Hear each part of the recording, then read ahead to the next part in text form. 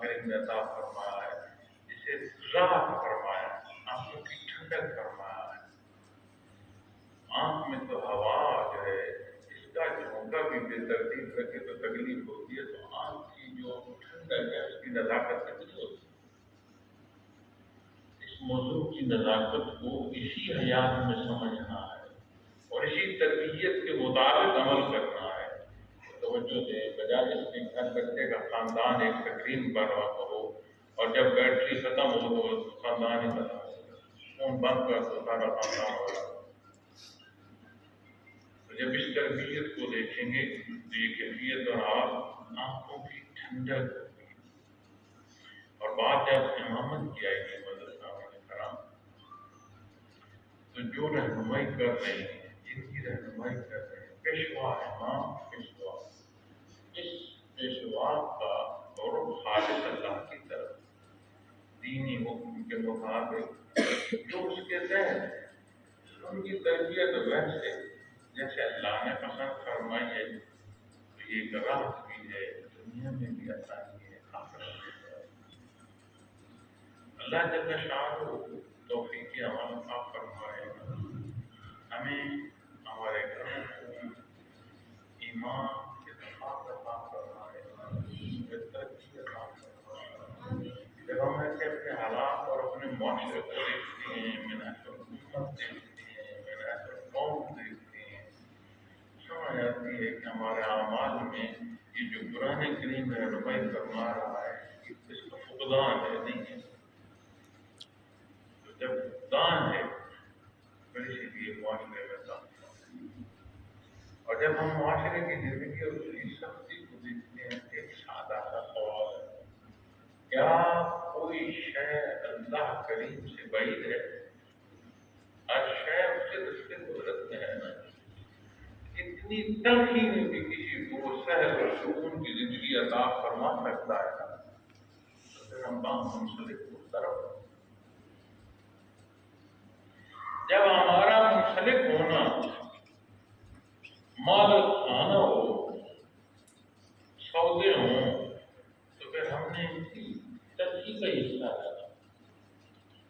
آپ کا کام جلانا، معاشرے کی عزت جو ہے اس کا سبب اس سے حاصل تکلیف ہے، لیکن آپ کو کیا حکم فرمایا اللہ کے رسول؟ حضرت ابراہیم علیہ السلام کے لیے ٹھنڈی اور ایسی ٹھنڈی جو راحت دے، ٹھنڈک بھی کرنی ہے۔ تو کیا معاشرے کی شکتیاں بعید ہیں میرے اللہ کی طرف سے قدرت سے؟ ہمیں ضرورت ہے کہ ہمارا رخ درست،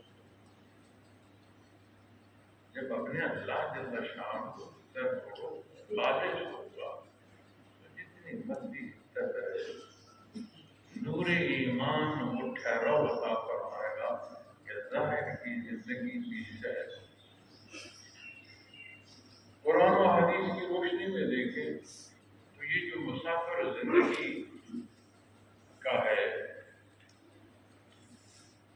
آخرت میں کہیں یہ نہیں ملتا کہ کوئی یہ کہے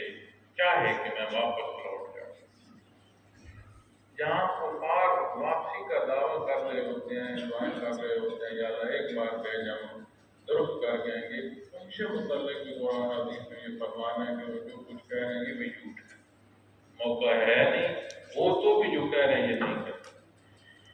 ایک حصہ ایسا ہے مخلوق میں جو درد دل سے دعا کر رہا ہوگا کہ یا اللہ ہمیں ایک دفعہ جو کرے گا، ایک دفعہ واپس نہیں گا،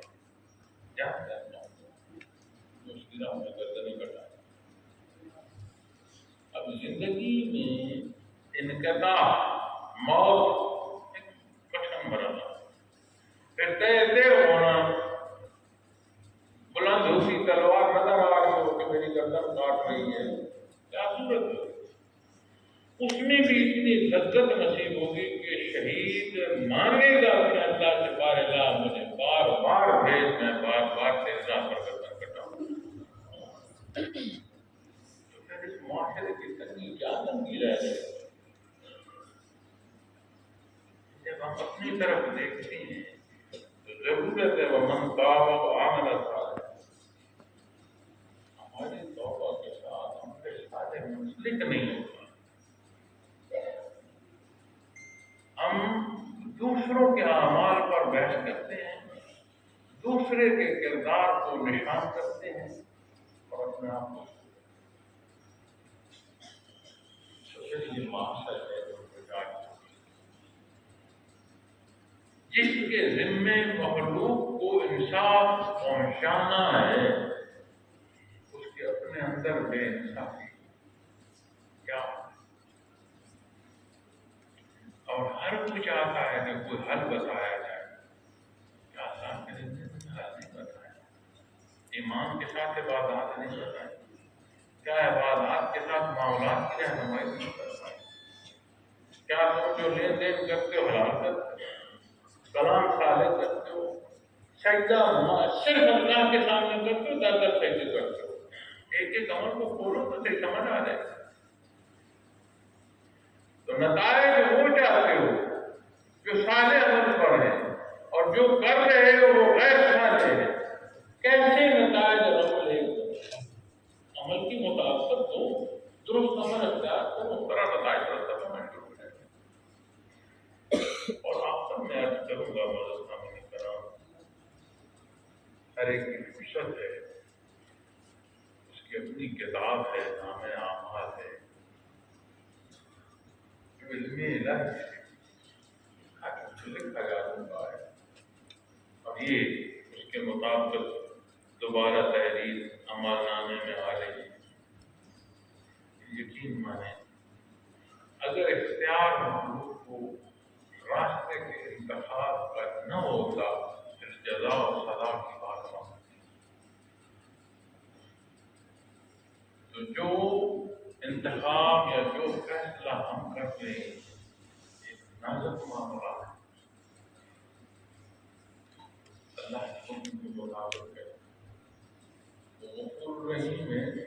اس سے توفیق مانگ۔ ہم نے توبہ کی بات کی، غیر صالح عمل کی بات کی،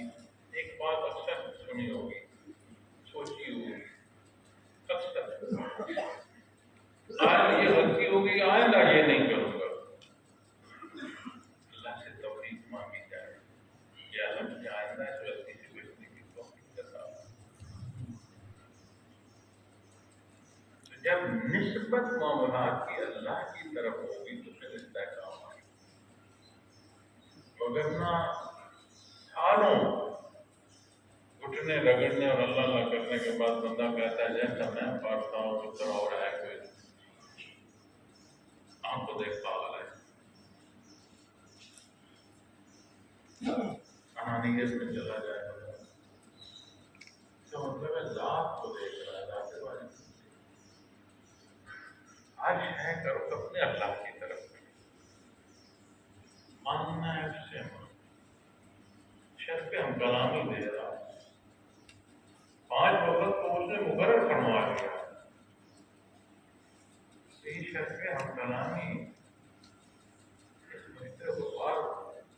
بارگاہ عزتی بھی نصیب ہو رہی ہے، پھر بھی